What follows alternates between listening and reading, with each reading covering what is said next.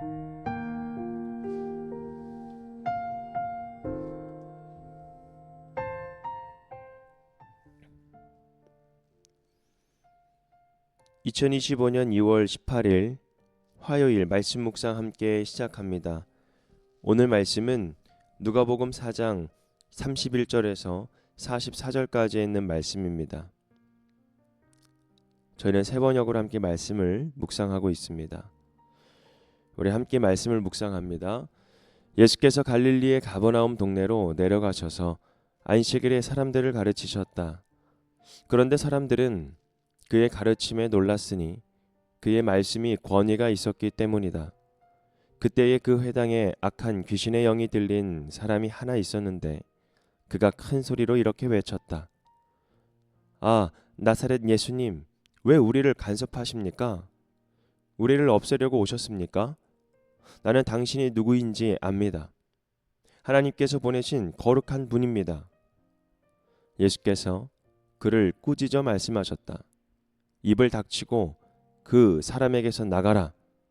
그러자 귀신이 그를 사람들 한 가운데다가 쓰러뜨려 놓고 그에게서 떠나갔는데 그에게 상처는 입히지 않았다. 사람들이 모두 놀라서 서로 말하였다. 이 말이 대체 무엇이냐? 그가 권위와 능력을 가지고 악한 귀신들에게 명하니 그들이 떠나는구나. 그리하여 예수의 소문이 그 근처 모든 곳에 퍼졌다.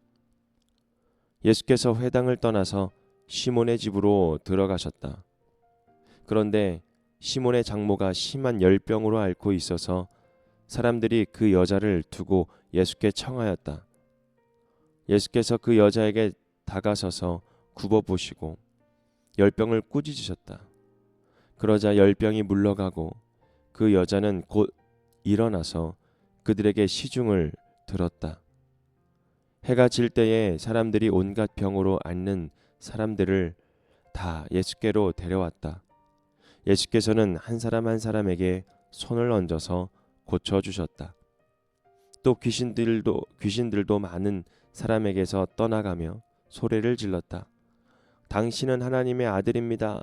그러나 예수께서는 꾸짖으시며 귀신들이 말하는 것을 허락하지 않으셨다. 그들이 그가 그리스도임을 알았기 때문이다. 날이 새니 예수께서 나가셔서 외딴 곳으로 가셨다. 무리가 예수를 찾아다니다가 그에게 와서 자기들에게서 떠나가지 못하시게 자기네 곁에 모셔 두려고 하였다. 그러나 예수께서 그들에게 말씀하셨다. 나는 다른 동네에서도 하나님 나라의 복음을 전해야 한다. 나는 이 일을 위하여 보내심을 받았기 때문이다. 그리고 예수께서는 유대의 여러 회당에서 복음을 선포하셨다. 아멘. 가버나움 사역이라는 주제로 함께 말씀을 묵상합니다. 나사렛이라는 동네의 그 고향에서 냉대를 당하신 것과는 달리 가버나움에서는 환영을 받습니다. 예수님은 그곳에서 하나님의 나라를 가르치시고 이적을 많이 행하셨습니다. 오늘 본문에 있어서 예수님의 사역 가운데에 세 가지로 나뉘게 됩니다. 먼저 31절의 말씀을 보면 갈릴리 가버나움 동네로 내려가셔서 안식일에 사람들을 가르치는 일이었습니다. 그 가르침 가운데에 그의 말씀은 권위가 있었고 능력이 있었습니다. 첫 번째로 예수님의 사역은 가르치는 사역이었습니다. 나중에 제자들을 불러다가 그 제자들에게 가르치는 사역을 하게 되는 것이죠.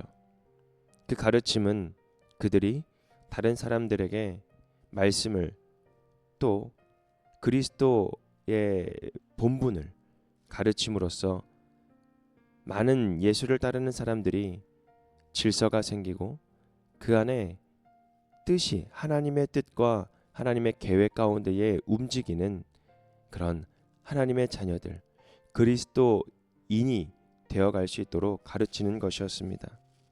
말씀을 가르쳐서 그 말씀 가운데에 하나님의 뜻과 하나님의 계획을 분별하고 하나님의 사람으로 살아가는 일이었습니다. 세상의 지식으로는 살아갈 수가 없습니다. 우리는 하나님의 가르침, 말씀의 가르침을 통하여 이 세상을 말씀의 지혜로 살아가야 하는 그리스도이십니다.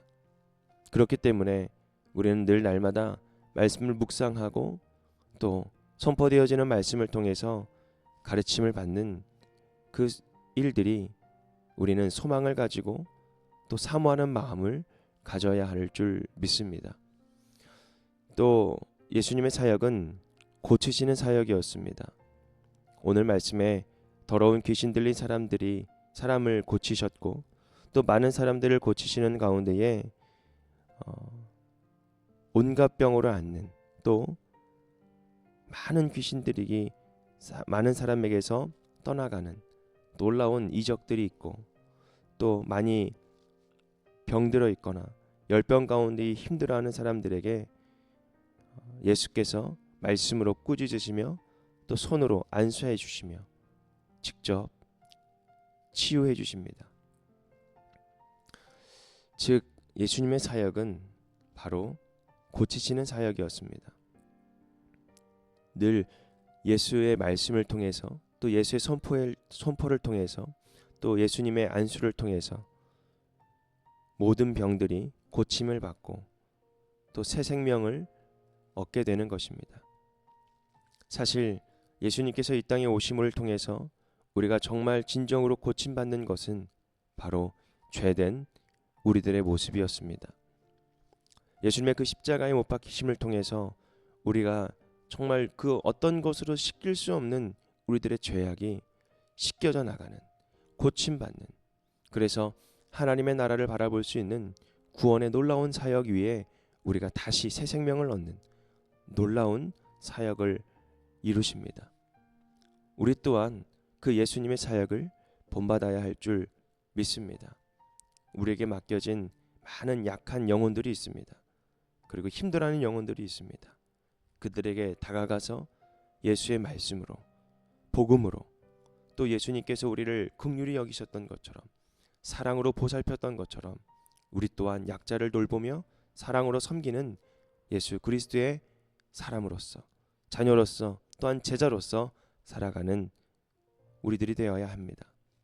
가르치셨고 고치셨고 우리는 늘 날마다 예수 그리스도의 말씀을 가르치며 또 예수 그리스도의 이름의 능력을 가지고 많은 약한 자들을 위하여 치유의 역사가 일어날 수 있는 놀라운 기적들이 우리의 삶 가운데에 일어나며 우리들의 사역이 됨을 오늘 말씀을 통해서 다시 한번 깨닫는 저와 여러분이 되기를 바랍니다.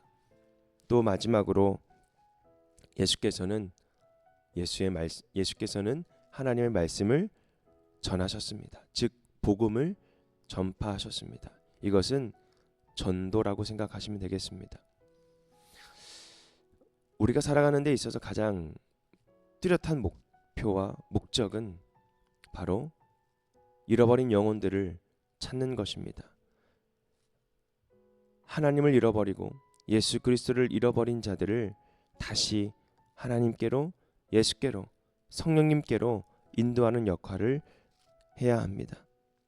그것이 우리들의 사명이고 우리들이 죽을 때까지 이 육체가 병들어 또 나이 들어 죽을 때까지 해야 하는 사명입니다.